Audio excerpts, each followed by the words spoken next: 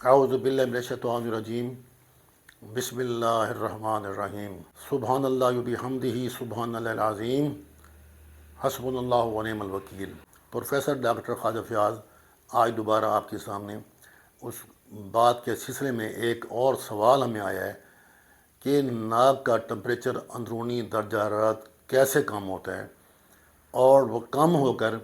وہ کس طرح فلو کا باعث بنتا ہے۔ تو لاسٹ ویڈیو میں ہم نے یہ کہا تھا کہ ہم بتائیں گے جسم میں ہیٹ کیسے پیدا ہوتی ہے اور وہ ہیٹ جو ہے نا ہمیں کیسے فائدہ دیتی ہے، ہم اسے کیسے محفوظ رکھیں گے۔ اگر یہ سوال جو سامنے آیا ہم اس پہ بات کر رہے ہیں۔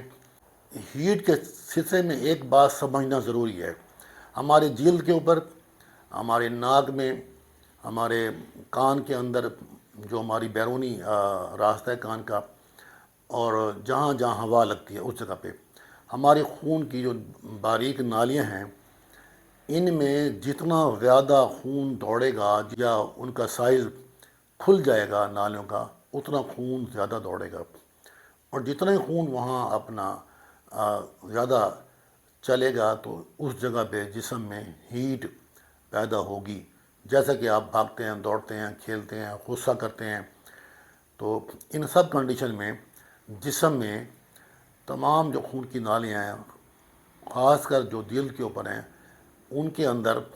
بلڈ کا فلو بڑھ جاتا ہے اور ہمیں گرمی کا احساس ہو۔ یہی ہیٹ ہے جو کہ ہمیں فائدہ دے رہی ہے۔ ناک میں 37 سینٹی گریڈ ٹمپریچر کو قائم رکھنے کے لیے بلڈ کی خاص مقدار خون کی نالیوں میں سے گزرنا ضروری ہے۔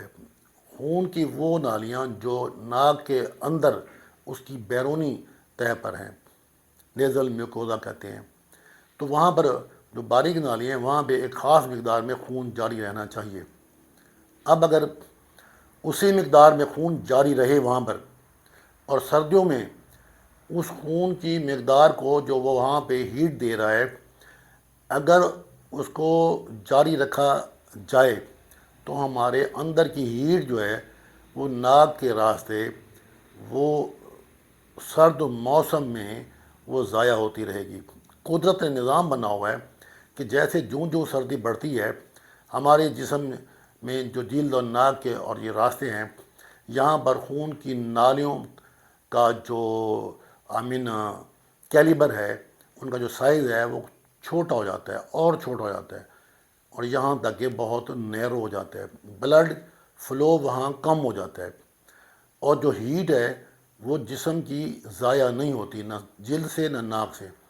بلکہ اندر جسم کے اندر محفوظ رکھی جاتی ہے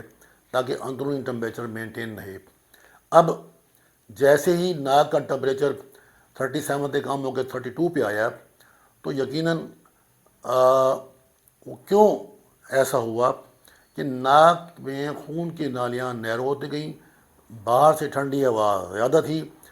اندر کی باڈی کی ہیٹ لاس نہیں ہونی چاہیے تھی۔ ایک تو یہ وجہ ہے کہ ٹمپریچر کی وجہ سے خون کی نالیاں نیرو ہو گئی ہیں۔ اب جیسے ہی ان کے اندر خون کی مقدار کم گزرے گی تو ایک بہت بڑا ہمارا قوت مداحمت کا ایک نظام ہے کہ وائٹ بلڈ سیل ہمارے بلڈ میں ہیں، تو وائٹ بلڈ سیل یہ ہمارے یوں سمجھے کہ فائر فائٹر، ہمارے گارڈ یا ہماری فوج ہیں جو جسم میں کسی بھی آنے والے بیکٹیریا اور وائرس کے خلاف جنگ کرتے ہیں، یہ انہیں کھا جاتے ہیں، کل کر دیتے ہیں۔ وائٹ سیل وہاں سے گزرتے ہوئے ہمارے ناک میں ہوا کے ذریعے آنے والے بیکٹیریا اور وائرس کو وہ کل کر رہے ہوتے ہیں۔ جیسے یہ وائٹ بلڈ سیل کی مقدار کم ہوگی تو قوت مزاحمت کم ہوگی، یعنی کہ ہم نے کہا ٹمپریچر سے قوت مداحمت کم ہوتی ہے۔ ٹمپریچر کی وجہ سے